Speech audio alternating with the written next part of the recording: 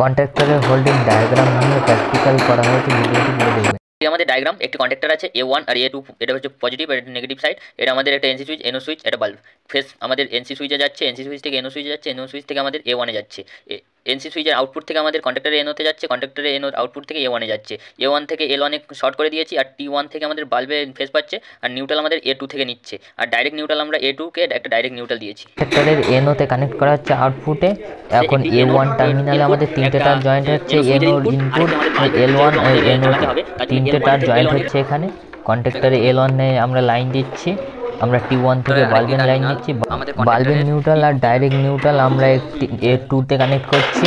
কন্ট্রাক্টরের নিউট্রালের জন্য A2 connect করা হচ্ছে, ডাইরেক্ট নিউট্রাল আর বাল্বের নিউট্রালও কানেক্ট করা হচ্ছে। এখন আমরা টেস্টিং করে সাপ্লাই দেওয়া হচ্ছে। এখন আমাদের এনও সুইচটি অন করলে মোটরটি অপারেট হবে, আর এনসি সুইচটিও আমরা যখন অন করব মোটরটি অফ হয়ে যাবে।